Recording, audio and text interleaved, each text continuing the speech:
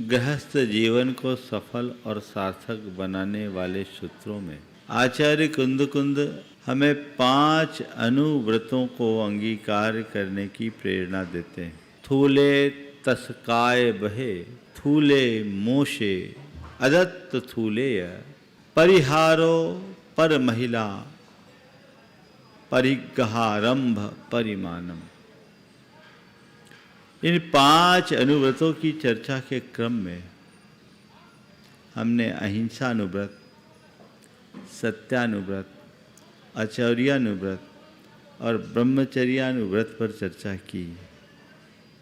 आज बात है 5वें अनुव्रत की, जिसे आचार्य कुंद ने परिग्रहारंभ परिमानम के रूप में उल्लिखित किया है।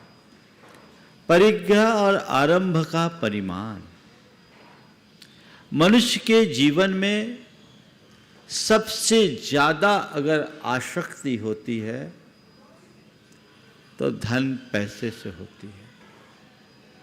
विषयों की आसक्ति से भी प्रगाढ़ आसक्ति धन की आसक्ति दिखती है, क्योंकि विषयों की आसक्ति एक उम्र के बाद मंद हो जाती है और एक उम्र में ही प्रकट होती। खासकर वासना की आसक्ति एक उम्र के बाद शुरू होती है और उम्र ढलने के बाद कम हो जाती है, खत्म भी हो जाती है। लेकिन धन की आसक्ति एक छोटे से बच्चे में भी होती है। दूध पीते बच्चे को भी कहो तो कागज फाड़ देगा, नोट नहीं फाड़ेगा। और कब्र में पांव लटक जाने तक लालसा बनी रहती, बल्कि बढ़ती है, घटती नहीं। आचार्य कुंद कहते हैं जीवन को सुखी बनाना है तो इसका परिमाण करो। आज कुछ सवाल आपसे करता हूं। आप लोग पैसा कमाते हो कि नहीं कमाते हो? किस लिए कमाते हो?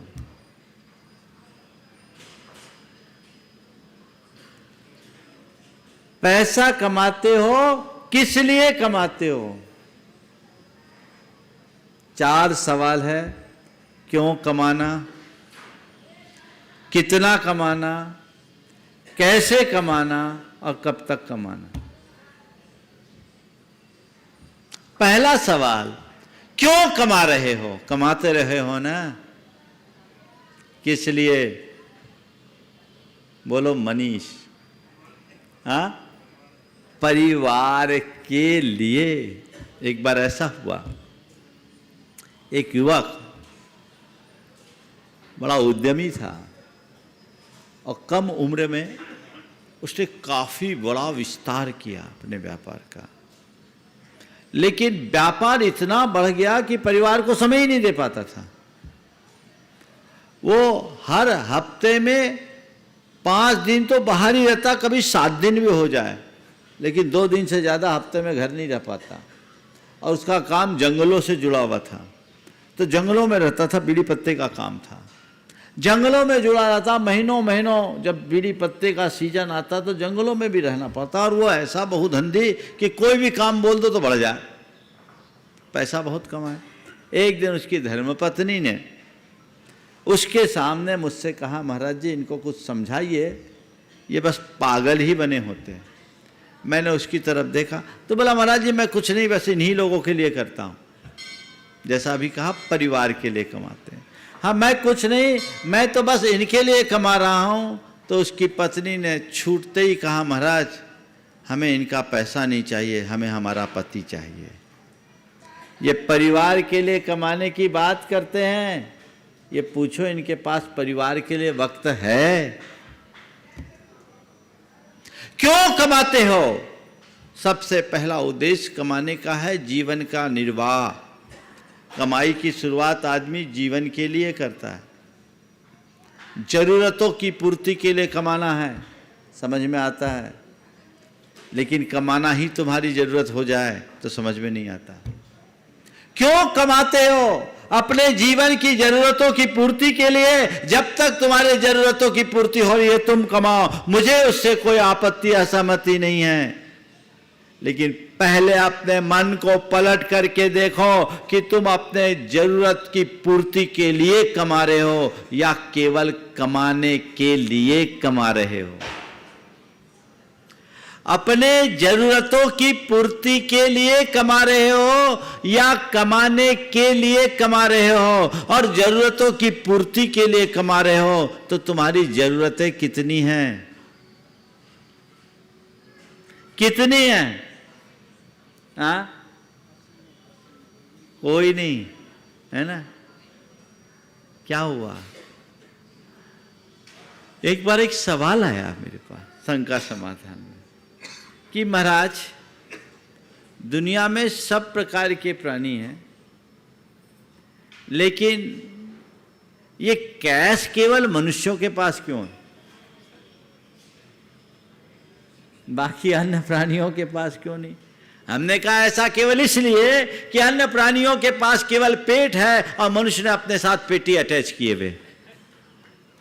मनुष्य ने अपने साथ पेटी अटैच कर रखा है और पेट के साथ पेटी अटैच कर रखने के कारण वो कैश के पीछे पागल है ना। सवाल है कितना, क्यों कमाना? पहला सवाल। जब तक ये कंसेप्ट सही नहीं होगा जीवन आगे नहीं बढ़ सकेगा। हकीकत में अगर कहूं तो आजकल लोग जरूरत के लिए कम कमा रहे हैं, कमाना ही उनकी ज़रूरत है। एक सज्जन जो बड़े संपन्न, काफ़ी लंबा चौड़ा कारोबार, मैंने कहा भैया आप 70 साल की उम्र हो गई और एक बीमारी भी आ गई है तो थोड़ा सावधान हो जाओ, अपने आप को डाइवर्ट करो। महाराज फिर मैं करूँगा क्या? ये एक समस्या। नहीं करूँगा तो करूँगा क्या? सवाल इस बात का है कि तुम्हारे लिए करणीय क्या रह गया? केवल गोरख धंधा या आत्मोद्धार भी? अगर तुम्हारा करनी केवल गोरख धंधा है तो ये बहुत बड़ी भूल है।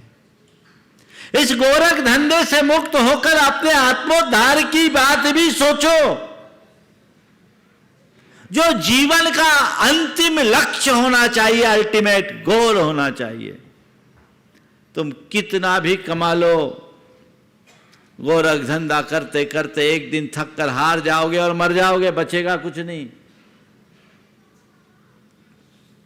अपने लिए जो करने योग्य है वो करो। तुम्हें यह दुर्लभ मनुष्य जीवन मिला है, इसे सार्थक बनाओ, सफल बनाओ। तो क्यों कमाना? अपने मन से पूछो, मैं जीने के लिए कमा रहा हूं या कमाने के लिए जी रहा हूं? जीने के लिए कमा रहा हूं या कमाने के लिए जी रहा हूं? उत्तर अपने से पूछना, दूसरे से नहीं। अगर जीने के लिए कमा रहे हो कमाओ, लेकिन कमाने के लिए जी रहे हो तो ये बहुत बड़ी बेवकूफ़ी होगी। यानी तुम कुछ नहीं कर रहे हो, एक प्रकार से बधुआ मजदूर बने हुए हो। बधुआ मजदूर क्या करता है? खटता है। खटता क्या? उसे खटना पड़ता है, जी तोड़ खटता है, लेकिन उसका कोई लाभ उसे नहीं मिलता। मिलता है क्या? जिसके लिए खट रहा है वो उसी के लिए अर्पित हो जाता, उसे कुछ भी हासिल नहीं होता।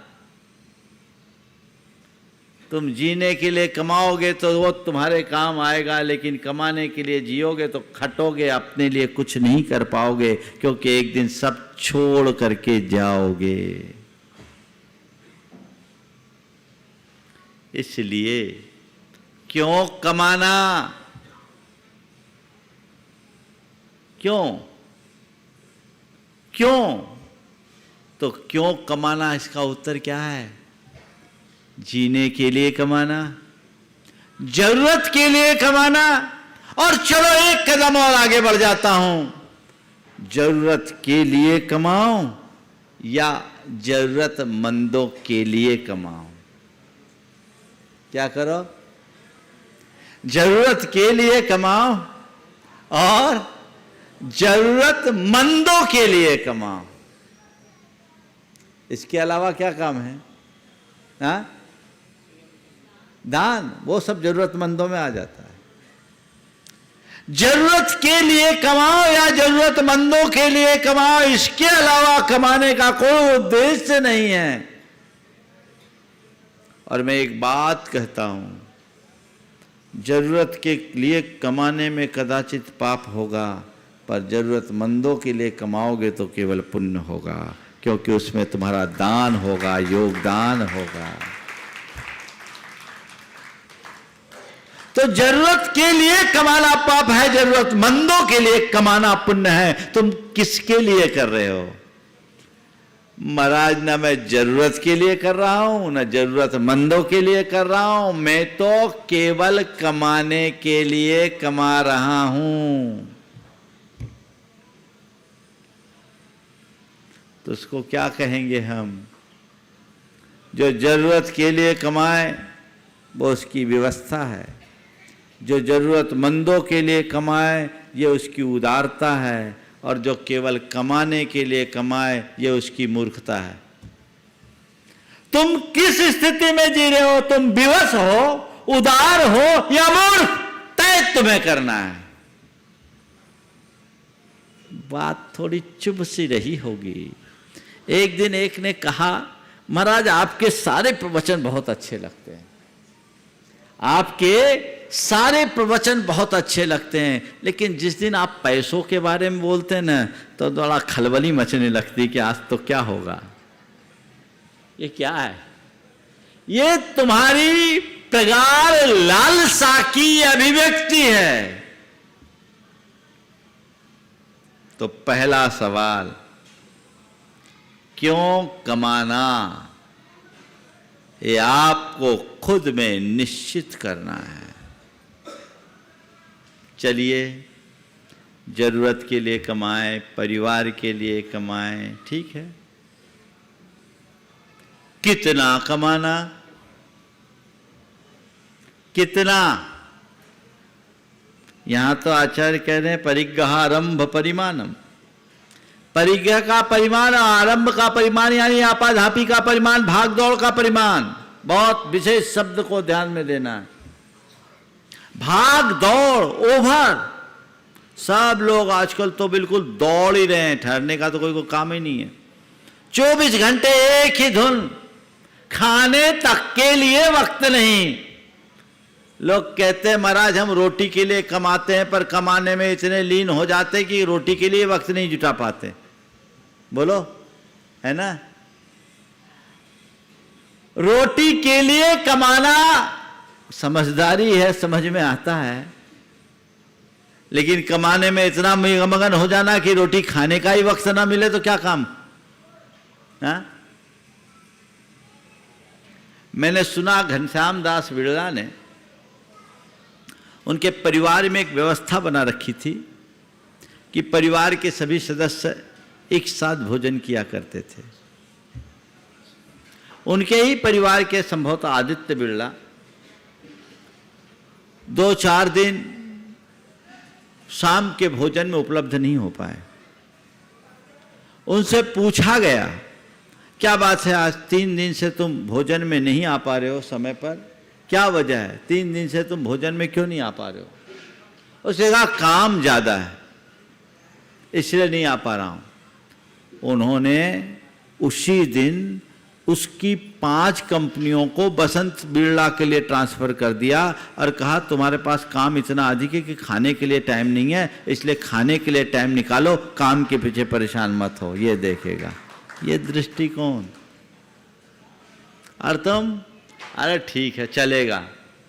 एक बात बोलूं, जितने पैसे वाले हैं ना, उनकी थाली को जाके देख लेना।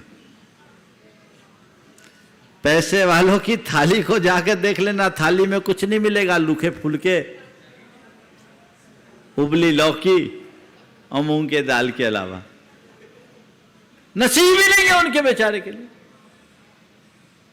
रसोईया ने थाली लगाई, सेठ ने थाली देखी तो थाली में रोटी में घी ज्यादा थी। उसने जोर से आवाज लगाई, रोटी में इतनी घी क्यों? रसोईया आया, कहा मालिक माफ करना, भूल से मेरी थाली आ गई, भूल से मेरी थाली आ गई। उसका तो पुण्य ही नहीं है कि भोग पाए।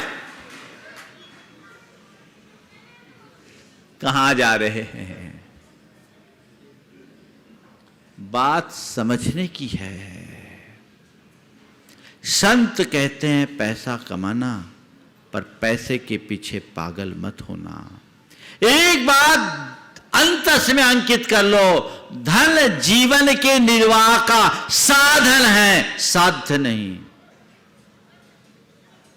साधन है, साध्य नहीं।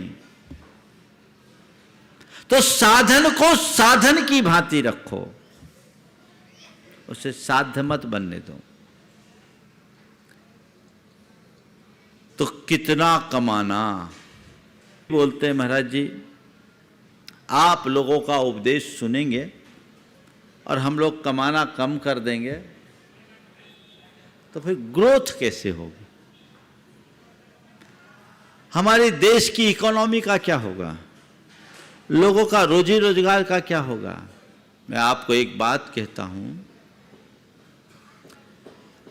संपन्नता के लिए निषेध नहीं है और कमाने के लिए भी निषेध नहीं है, पर होश के साथ कमाने का निर्देश है। चक्रवर्ती तो विपुल धन का स्वामी होता है कि नहीं होता है? इस धरती पे सबसे ज्यादा संपदा अगर है तो चक्रवर्ती के पास होती है। सार्वभौम एक छत्राधिपत्य साम्राज्य है ना, लेकिन क्या वो उसको अपना नहीं मानता? उसके प्रति उसके मन में स्वामित्व नहीं होता। वो केवल कस्टोडियन बन करके जीता है। उसके अंदर इस बात का हर पल श्रद्धान रहता है, मेरे पास भले हैं, मेरे नहीं हैं, मेरा तो केवल मैं हूं। ये समझ होनी चाहिए और कुछ नहीं। तो कमाओ, जरूरत के लिए कमाओ, जरूरतमंदों के लिए कमाओ। कितना कमाओ? जितने में तेरी जरूरतों की पूर्ति हो जाए और जरूरतमंदों की पूर्ति कर सको। जहां जरूरत हो, चाहे वो धर्म के क्षेत्र में हो, चाहे लोक के क्षेत्र में हो, चाहे लौकिक कार्य में हो, चाहे पारमार्थिक कार्य में हो, जो कमा रहा है उसको लगाते जाओ, लगाते जाओ, लगाते जाओ। तत्परता से कमाओ और उदारता से लगाओ। जीवन का लक्ष्य होना चाहिए। तत्परता से कमाओ, उदारता से लगाओ। आप लोग कमाते तो खूब तत्परता से हो, लगाने में हाथ संकोच करके रखते हो, खींच करके रखते हो। नहीं, उदारता और भागम भाग नहीं, आरंभ से परिमाण करो। आज परिग्रह का परिमाण करने की बात की जाती है। लोग 10 प्रकार के परिग्रह के परिमाण की बात करते हैं। मैं कहता हूं ये आउटडेट हो गया। आज आपको कितना कमाना मैं बताऊं? कितना कमाना है बता दूं? हाँ, जितने में तुम्हारे शरीर का स्वास्थ्य प्रभावित न हो, मन की शांति खंडित ना हो, परिवार का प्रेम बना रहे और धर्म कार्य के लिए समय निकलता रहे, उतना कमाओ। अपने स्वास्थ्य के मूल्य पर पैसा कमाना पागलपन है। लोग भाग रहे, न खाने का ठिकाना, न पीने का ठिकाना, न रहने का ठिकाना, न सोने का ठिकाना। भाग रहे बस अपॉर्चुनिटी है, अवसर है, अवसर है, अवसर है। अरे भैया, तुम आदमी हो, बैल थोड़ी। क्यों ये आरंभ है, भाग दौड़ है, जरूरत से ज्यादा भाग दौड़ किसके लिए? अपने मन से पूछो। मैं अपने शरीर के स्वास्थ्य को पहली प्राथमिकता दूंगा। अभी तो लोगों की ये हालत है, 24x7, 24 घंटे 7 दिन बस एक ही धुन। फिर उसके कारण क्या होता है?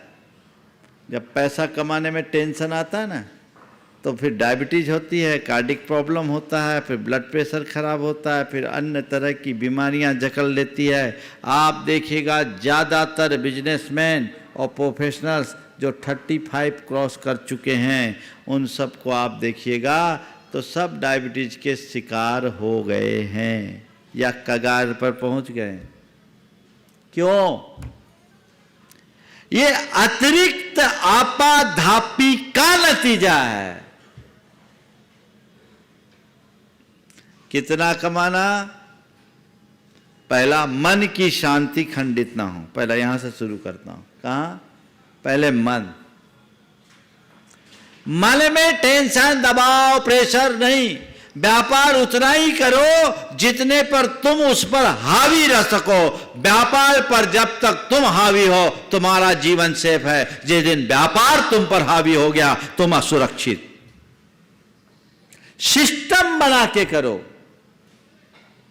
मैंने अशोक जी पाटनी के यहां देखा, जब मैं उनके यहां था, उनके ऑफिस में था, दिखाया तो ऑफिस में कुछ नहीं, थोड़ी सी कुछ फाइलें पड़ी हुई थी। उन्होंने कहा, महाराज मैं जब कभी आता हूं, मेरा इतना ही काम है, मैं इन फाइलों को देखता हूं और इसमें से महाराज एक भी फाइल मेरे व्यापार की नहीं है। वो सारी फाइलें क्या होती है, जो आरके फाउंडेशन के द्वारा लोगों को चैरिटी करते हैं, विधवाओं को, अस्वस्थ लोगों को, स्कॉलरशिप, बच्चों की पढ़ाई आदि के लिए करोड़ों रुपया उनका जाता है। बोला महाराज मेरा यही काम है, जब भी आता हूँ 2 घंटे 3 घंटे में इसमें देता हूँ, सबको रिकमेंड करता हूँ, उनका पैसा भेजता हूँ, मैं कुछ नहीं करता। मैंने कहा फिर काम? बोले मेरे आदमी करते हैं, हमको तो केवल चेक पर साइन करना, हमको कुछ नहीं करना। हमने ऐसा सिस्टम बना रखा है और उसका ही परिणाम है। आज देखो इतने बड़े कारोबार के धनी होकर वो धार्मिक सामाजिक कार्यों में कितना समय निकाल पाते हैं। तुम अपना ऐसा सिस्टम बना लो और फिर कमाओ जितना कमाना है। मैं नहीं कह रहा हूं कि इतना ही कमाओ, समझ रहे हैं ना? आज के संदर्भ में परिज्ञा के परिमाण का मैं एक नया रूप बता रहा हूं, जितने में मन की शांति खंडित न हो, दिमाग पर प्रेशर नहीं होना चाहिए, पैसा नहीं कमाना है, व्यापार पर राज करना है। इसे अपना उसूल बनाओ, सिस्टम बना के चलो। और आजकल तो सब कुछ इसी सिस्टम से चलता है। जो मैनेजमेंट के जानकार लोग हैं, वे सलाह भी देते हैं कि अगर आपको अपनी कंपनी की ग्रोथ बढ़ानी है तो भाग दौड़ कम करो। सन 2010 में इंडिया टुडे में भारत के अप्रैल का अंक था और उसके पत्रिका में भारत के 100 रसूखदार लोगों के नाम थे। उसमें से 2 जैन बंधुओं का नाम था, Vineet Jain, Sameer Jain, times of India group से, बेनेट कोलमैन ग्रुप से। उन दोनों का नाम क्यों दिया गया? भारत के 100 रसूखदार लोगों में उन दोनों का नाम क्यों दिया गया, मैं आप सबको बताना चाहूँगा कि उन लोगों ने अपने कारोबार में खुद को केवल नीतिगत मामलों तक सीमित रखा और 20 सीईओ अपनी कंपनी में रखे। 20 सीईओ अपनी कंपनी में रखे और खुद को नीतिगत मामलों तक सीमित कर लिया और अपने बिजनेस में 300% की ग्रोथ दी। ये मैनेजमेंट है। हम टेंशन क्यों लें? लेकिन जब आसक्ति होती है तो लोग गड़बड़ करते हैं। चवन्नी खोजने के लिए अठन्नी का तेल जला देते है ना? हाँ, चवन्नी खोजने के लिए अठन्नी का तेल जला देते हैं। लोग चवन्नी खोजने के लिए अठन्नी का तेल जलाते हैं, और मैं चवन्नी का काम अठन्नी में कराकर रुपया बचाने की कला सिखाता हूं। है मेरे पास टेक्निक। चवन्नी का काम अठन्नी में कराकर रुपया बचाने की कला सिखाऊंगा। है मेरे पास वो आर्ट। समझ गए? ज्यादा मगजमारी करोगे तो कुछ नहीं होगा। मैं भिंडर में था, एक दिन अपने प्रवचन में ये बात कहा, संयोग तो उसी दिन अशोक जी पाटनी आ गए। वो प्रवचन सुने और ने कहा, महाराज आज आपने जो बोला ना वो वही मैं करके आया हूं। बोले क्या? बोले महाराज जी आपके लिए उदाहरण है। उनको अपना वंडर सीमेंट का एक्सपांशन करना था। उनकी बोर्ड बैठी और बोर्ड में सब लोग कह रहे थे कि इसका कॉन्ट्रैक्ट किसको दे। तो लोकल जो वेंडर थे, कॉन्ट्रैक्टर्स थे, वो जिस काम को 25 करोड़ में कर रहा था, अशोक जी ने वही काम 35 करोड़ में एल&टी को दिया। 10 करोड़ ज़्यादा, 35 करोड़ में एल&टी को दिया। सब ने बोला ये काम 25 में हो रहा, 35 में क्यों कर रहे? ये भी तो उन्हीं को पेटी कॉन्ट्रैक्ट देगा। बोले देगा, पर ये बताओ इस आदमी के पास इंजीनियर कितने हैं, इसके पास और साधन कितने हैं? बोले जोड़ेगा। बोले 3-4 महीना लग जाएगा। बोले लगेगा। हमारा काम लेट होगा। बोले हाँ। बोले एल&टी के पास? बोले ये सब चीज़ें हैं। तो हम बोले ये बताओ, हमारे पास बैंक का इतना लोन है, हमारी फैक्ट्री अगर 3 महीना भी लेट हुई तो हमारा ब्याज कितना लगेगा? ब्याज कितना लगेगा? और प्रोडक्शन लेट होगा तो वो कितना बड़ा नुकसान होगा। महाराज जी मैंने अपना वीटो लगा के निर्णय लिया। आप बताओ 700 करोड़ का लोन है, 3 महीना भी अगर लेट हुआ तो कितना इंटरेस्ट जाता है, आप हिसाब लगा लो। महाराज मैंने चवन्नी का काम अठन्नी में करा के रुपया बचाया कि नहीं बचाया? This is art. ये मैनेजमेंट है ना। व्यापार का सिस्टम ऐसा बनाइए जिसमें आपकी शक्ति अल्प लगे और आमदनी अधिक हो। पहले तो व्यापार का चुनाव ही ऐसा करो। कैसा व्यापार चुनो बताऊं? आज तो महाराज आप हमारे मतलब की बात कर रहे हैं। चलो बता देता हूं व्यापार कैसा चुना। जिसमें न्यूनतम हिंसा, अधिकतम आय और अल्पतम व्यस्तता हो, वैसा काम करो। न्यूनतम हिंसा, अधिकतम आय और अल्पतम व्यस्तता, जिसमें इन्वॉल्वमेंट कम हो और इनकम अधिक हो और हिंसा ना हो, वायलेंस ना हो, ये व्यापार चुनना चाहिए। तो अपना सिस्टम बनाओ, उस हिसाब से कमाओ। कितना कमाना? जितने में मन की शांति खंडित ना हो। फिर शरीर में, दिमाग में टेंशन नहीं तो शरीर भी स्वस्थ रहेगा। ज़्यादातर बीमारियां तो टेंशन जन्य है, तो शरीर का स्वास्थ्य प्रभावित ना हो। फिर परिवार का प्रेम मेंटेन होना चाहिए। आजकल पैसों के पीछे तो परिवार का प्रेम ही नष्ट हो जाता है। औरों को तो जाने दो, आजकल लोग पैसों, प्रेम कब बनता है? जब आप एक दूसरे के साथ समय दो, साथ दो। अब तो पति पत्नी एक दूसरे को टाइम नहीं दे पाते। अक्सर पत्नियों को इसी बात की शिकायत होती कि हमारे साहब को टाइम ही नहीं है। पति अक्सर बहुत बड़ा व्यापारी था, उद्यमी था, लेट आता था। एक दिन रात के 12 बजे आया, बोला जल्दी खाना परस। पत्नी कही ये कोई टाइम है 12 बजे रात में आने का? रोज रोज आप ऐसा करते? अरे पूछ मत, मुझे मरने की फुर्सत नहीं, मैं बहुत बिजी हूँ। पूछ मत, मुझे मरने की फुर्सत नहीं, मैं बहुत बहुत बहुत बहुत बिजी हूँ। पत्नी रोज के इस डायलॉग को सुनकर झल्ला पड़ी। बोले ठीक है, मरना है तो थोड़ा देर से मरना, मरना है तो थोड़ा देर से मरना। मैं भी अभी बहुत बिजी हूँ, मुझे रोने की फुर्सत नहीं, मुझे अभी रोने की फुर्सत नहीं। अरे तुम्हारे पास समय नहीं हो, खुद के लिए समय नहीं, परिवार के लिए समय नहीं, तो फिर तुम्हारी इस मगजमारी का अर्थ क्या है? लगाम लगाओ। मन की शांति खंडित होने लगे, व्यापार में ब्रेक लगाओ। शरीर का स्वास्थ्य अगर प्रभावित होने लगे, व्यापार में रोक लगाओ।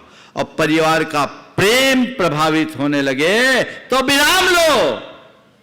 मेरी पहली प्राथमिकता व्यापार नहीं, मेरा परिवार होना चाहिए, क्योंकि मैं परिवार के लिए ही तो कमा रहा हूं। समझ रहे? अधिकतर लोगों की शिकायत बच्चों की, बड़ों की, टाइम ही नहीं है। थोड़ा बहुत टाइम मिला भी तो सोशल मीडिया है, बस सबकी उंगलियां ऐसे चलते रहती। कहाँ प्रेम? हाँ, सबकी यही शिकायत है ना। तो टाइम निकालना सीखिए, परिज्ञारंभ परिमाणम का ये आज के समयानुरूप अर्थ है। और व्यापार इतना कीजिए जिससे जब समय हो, अवसर आए तो धर्म कार्यों में आप समय निकाल सके। आज देखो जितने भी फेस्टिवल है ना, उन फेस्टिवलों को एंजॉय कौन करता सबसे ज़्यादा मालूम? तुम्हारा जो मजदूर वर्ग है ना, वो 4 दिन नहीं करना काम तो नहीं, पूरा आनंद। देखो पूरा काम बंद है। राजस्थान के कारीगर 15 दिन नहीं आएंगे, वो दिवाली में गए तो डोल देव उठनी 11 के पहले आएंगे नहीं। तुम्हारा काम हो तो और ना हो तो। और तुम बोलो 8 दिन का सिद्ध चक्र विधान है, कैसे आए, दुकान धंधे का क्या होगा? अरे भैया, क्या मजबूरी है तुम्हारी? यही बदलना चाहिए। तो कितना करे, कब तक करे, कब तक करे? 60 साल में रिटायर होता है आदमी। व्यापारी टायर्ड हो जाता, रिटायर नहीं होता। कब तक व्यापार करो? जब तक तुम्हारी संतान व्यापार को संभालने में समर्थ न हो, तब तक तुम व्यापार करो। जिस दिन संतान व्यापार संभाल ले, उस दिन तुम अपने आप को निवृत्त कर लो, रिटायरमेंट लो। हमने तो मारवाड़ी में कहावत सुनी है कि जिस दिन बाप के पांव की जूती बेटे के पांव में आने लगे, बाप रिटायरमेंट की तरफ सोचना शुरू कर दे और बेटे को दायित्व सौंपना शुरू कर दे, तब जीवन संतुलित होगा। लेकिन क्या करे, लगे हैं। और उसके कारण बड़ा गड़बड़ भी होता है। जनरेशन गैप के कारण रोज माथा पच्ची होती है। बाप अलग सोचता है, बेटा अलग सोचता है। पिता अपने ढंग से व्यापार करना चाहता है और बाप बेटा अपने तरीके से कराना चाहता है। रोज किटर पिटर होते रहती है, किचकिच होती रहती है। कब तक चलाए और कैसे कमाएं? तसल्ली के साथ कमाएं, नीति के साथ कमाएं, एक सही पॉलिसी अपना करके कमाएं, शॉर्ट टर्म नहीं चलाएं, धीरे धीरे आगे बढ़े। समझ गए? एक पैसा कमाने की लालसा मन में मत रखना। एक एक करके 1000 सीढ़ी चढ़ना, एक साथ 100 सीढ़ी चढ़ने की कल्पना कभी मत करना। तो जीवन में आप रस ले पाओगे, जीवन का सार पा पाओगे। तो परिग्रहारंभ परिमाणम, परिग्रह का परिमाण, आरंभ का परिमाण। यदि तुम्हारे पास परिग्रह है भी तो परिग्रह ही मत बनो, संग ही बनो। धन है, मौका लुटा दो। भामा शाह के पास धन था, तभी तो उन्होंने राणा प्रताप के लिए सब सौंप दिया। ये राष्ट्र को जरूरत था, जरूरत के लिए उनने अर्पित कर दिया। धन नहीं होता तो क्या करते? तो धनी होना बुरा नहीं है, धन से चिपके रहना बुरा है। धन का संग्रह हो, परिग्रह नहीं। बस ऐसी सोच विकसित कर लो। समझ गए? नदी में बांध क्यों बनाया जाता है? पानी रोकने के लिए कि पानी को रोककर उसे सही जगह पहुंचाने के लिए? हाँ, है ना? बांध बना लिया, पानी रोक लिया और पानी निकाले नहीं तो क्या होगा? विप्लव आ जाएगा और क्या होगा? सब तहस नहस हो जाएगा। तो मैं आपसे कहता हूं, बांध बनाओ, धन जोड़ो, कोई बुराई नहीं। लेकिन जिस रफ्तार से पानी आ रहा है उसी रफ्तार से छोड़ते भी जाओ, नहीं तो डूब जाओगे, सब बर्बाद हो जाएगा। जितनी कमाई उतना लगाते जाओ तो तुम्हारा धन तुम्हारे जीवन को धन्य बना देगा, तुम्हारे जीवन का उत्थान होगा। तो परिग्रहारंभ परिमाणम, ये हमारे लिए बहुत बड़ी प्रेरणा देता है।